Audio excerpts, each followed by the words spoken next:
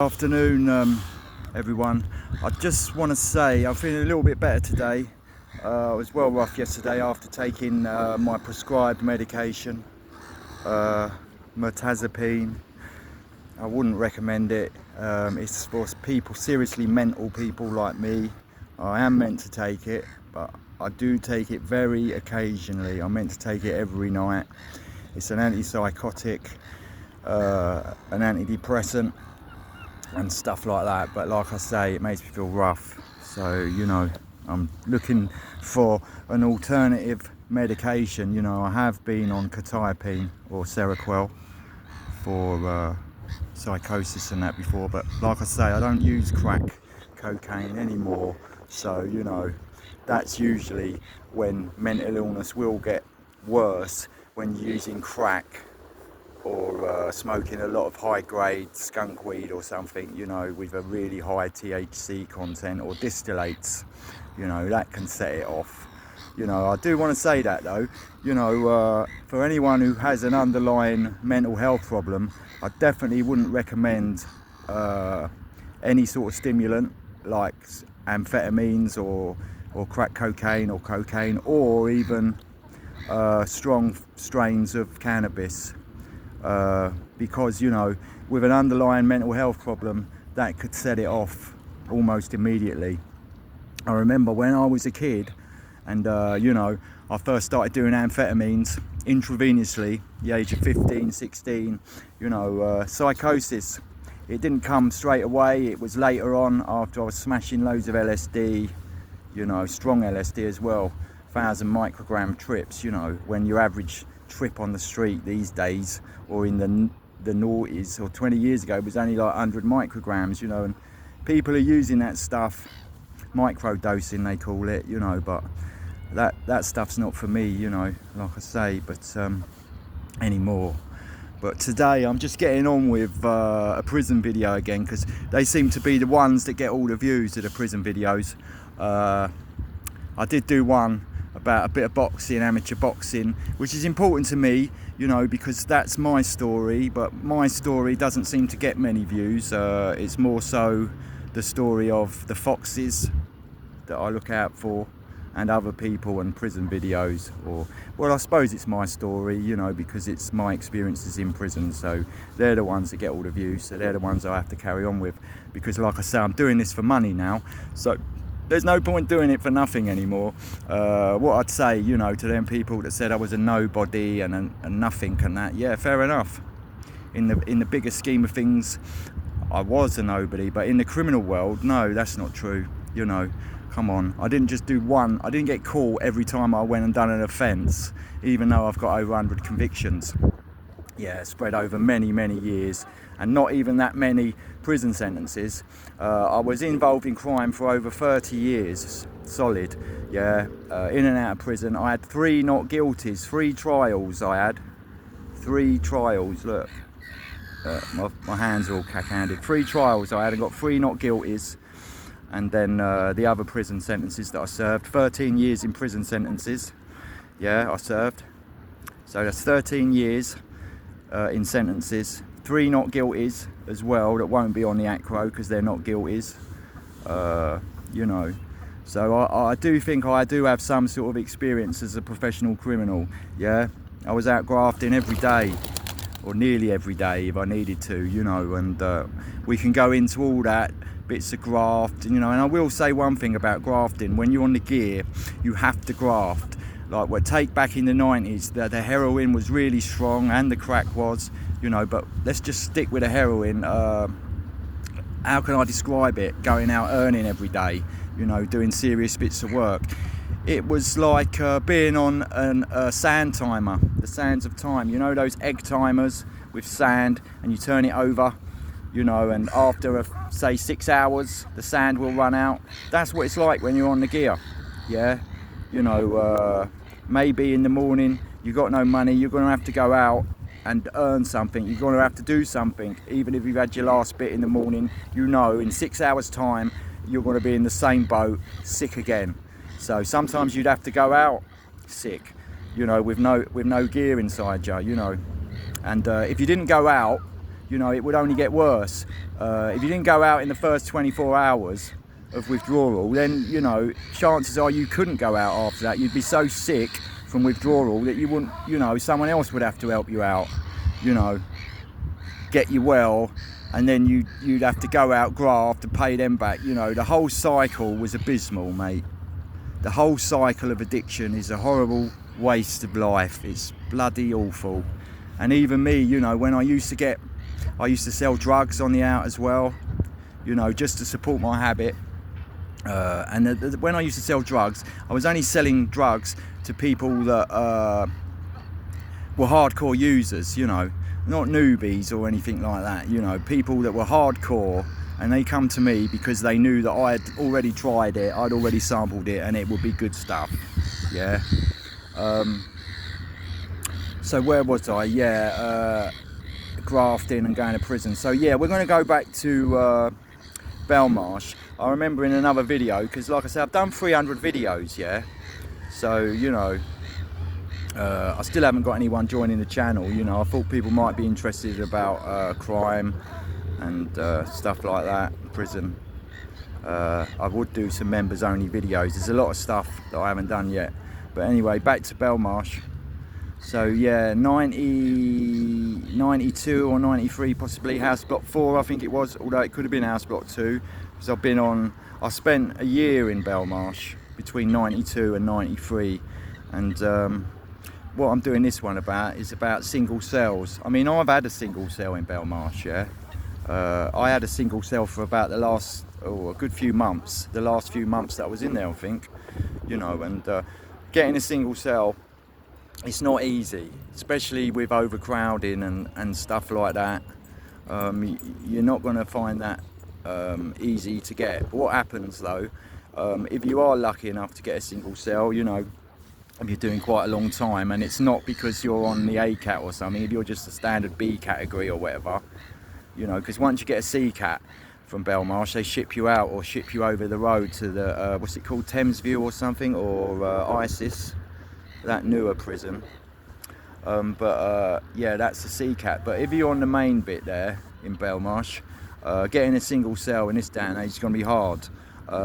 But what you do get, you know, even when you're in your double, someone new might come on the wing, and that might be their pal, and they might want to pay you something to move cell, and you could end up in a single cell that way, you know, if they're in a single cell, by swapping cells. You can't just do it, but what we used to do in a lot of jails was just do it, then go and tell the screws, you know. But I'm not sure it's always going to be like that in this day and age. And also, while we're talking about that, I'll talk about Schultz. There was this guy Schultz, I think he was a double murderer. He was a hitman out in Germany for an organised crime group, they would call it now, you know, out in Germany. And what had happened, he'd been sent to England to kill a couple of people, and he had done it, but he'd got caught in this country, and obviously he got sentenced. 25 years he got for double murder. But after the sentence, he was hoping to go back to Germany, or before the sentence had ended even, on some sort of exchange thing with Germany. He was hoping to go back there and then carry out the rest of his sentence, or finish his sentence off there. And then I say carry out the rest of his sentence because he was wanted for murder in Germany as well. So I don't know how many people this guy killed. But yeah, to me he just looked like a sort of school teacher, like a PE teacher type guy, you know, sensible shoes, nice tracksuit, you know, shell suit type thing. This was in the 90s, but not a shiny one. You know, he was, yeah, and he used to do a bit of gym, stocky guy, very muscular. Used to have a cropped army haircut, Schultz. But he'd come from Long Lartin on accumulated visits. So what accumulated visits are, if you're sent to one of these prisons out in the middle of nowhere, like my dad was, he was sent to Usk, and we're from South London, and they sent him all the way down to the middle of Wales in the mountains, you know, make it even more difficult for my mum to visit. But obviously, you know, London was better for this guy for his visitors. He'd been in Long Lartin, which is in Worcestershire somewhere, you know, up in the Midlands. And what had happened, he wasn't getting any visits, so he saved up his VOs, his visiting orders, because he was obviously convicted, serving 25 years. He saved up his visiting orders. The VOs, you get one of them, every 2 weeks. You get 1 visit every 2 weeks when you're convicted, but if you behave yourself and you're not on basic, you can get a 3rd PVO, which is a privileged visiting order, you know, meaning you get an extra one. So possibly you can get 3 visits a month, right? And if you don't use the VOs, the visiting orders, you can save them up, yeah, and bank them, you know, and use them at a later date like Schultz did at Long Lartin. He didn't get any visits or hardly any visits, so he saved up his VOs and got what was called accumulated visits. So when you got a certain amount of VOs over 3 months worth, or it could possibly be 6 months worth of visits now, he saved up all them VO slips, put an app in through the screws to the governor and asked if he could be moved to a London jail to have accumulated visits. So therefore he'd had his 3 months worth of visits, so then he'd be transferred, obviously, ACAT jail, Long Lartin and BCAT, on the bus to Belmarsh, and then he'd go to Belmarsh till he'd used up his amount of VOs that he took for accumulated visits. So possibly, you know, he'd have a few there and be there for a few months. I think he was there for a few months anyway, possibly up to 3 months he was there. But yeah, so what happened when he come to Belmarsh, I think it was our slot 4, there was no cells apart from 1 cell on the 2s in the corner, which was empty. Yeah, there had been people in it, but they'd gone home or whatever. Yeah, so that cell in the corner on the 2s, I was next door to him, next door but 1 I think at that stage, when I was banged up with Richard Mark from Kingston, who I did used to meet up with. I knew him from the Scope, Richard. He was all right, Richard. He used to get hash in all the time and that, you know, we used to do all right, and then I used to get a bit of gear. So we had gear, puff, you know. Yeah, we was rocking, mate. We was all right during that time. But, and then after that I was banged up with Terry Clapp, I think. Or was that I down? I can't remember, but yeah. On with the story with Schultz. So yeah, he's come into his cell, and because there's no singles left on the wing or nowhere else available, the prison's full up, there's 1 empty double, so they put him in that, yeah, and he's in that for a bit, you know. He's in a double cell, but it's it's the same as being in a single cell, and he is on the book, this guy. If he's not on the book, he's on the potential book. It's called the Pot A book. Someone who is borderline possibly gonna be Cat A, you know, if they do anything wrong, you know, and they're being watched, and they're on the Pot A book, they called it, the Potential A book. I mean, there is a guy, a prison officer, George Shipton, that was working there. I think he was down the gym though at the same time, and he's a friend of mine on Facebook, although I don't know if he remembers me, but I have watched his podcast. It's pretty good. On Terry Stone he is, George Shipton. There's some good stuff on there, on that podcast, so I have watched that. So, but I don't know if George watches these. But anyway, yeah, I never used to go to the gym in Belmarsh. A lot of the guys did, but I was too busy, you know, mooching around the wing when they were all down there, mooching around the wing, looking for gear, you know, to get myself a bag of gear for bang up of the evening. You know, that was usually my mission. But yeah, Schultz, so yeah, he's next door to me. That's why I'm talking to him. You know, when you get let out for dinner, you're standing there on the landings and that, you know, resting your arms on the iron railings, talking to the guy in the cell next door. You know, some people don't come out their cells, you know, you just do not see them. And people start going around gossiping, thinking, why do they never come out their cells? Are they working all the time? That you never see some guys in there. But that's just how some guys do their bird. Some guys, you know, they might be working in the laundry, you know, or in reception, and they don't come back till late. And that takes me to the next bit of this story. So yeah, he's come from Long Lartin, you know, we're getting a story. He's killed 2 people for a crime syndicate in Germany, but he's wanted for murder out there still. So when he's finished his 25 years here, and I should imagine he'll do about 18 years out of that, then it's straight deportation, straight to Germany to be arrested again and to finish off do a life sentence there for murder out there. So, you know, it's not looking good for this guy, you know, and it's, you know, but funnily enough, with all that going on, when you spoke to him, he was quite reasonable. He seemed like quite a reasonable guy. He never did me any wrong. So basically what happens is we get one night, you know, a few days have gone past or a few weeks or whatever. Schultz is doing all right. He's going down the gym and, you know, he's in his cell one night. But what we do here, because I'm next door, you know, I can hear when the screws are bringing someone new on the wing when it's after bang up time, yeah? So what's happened this night, you know, it's quite late, so someone must have got into the prison late, you know, after 8 o'clock or whatever, and they've come through reception and gone on the wing. So this guy, you know, he's been sentenced that day, obviously. So, but what was weird about it, because Schultz is on the ACAT, the fact was weird about it was that hearing that door being unlocked after bang up, you know, when no one else gets unlocked until the morning, you know, thinking, well, what's going on there? So basically they've put another guy in the cell with Schultz, and this guy's on the book. He's an ACAT. Yeah, he's a double murderer.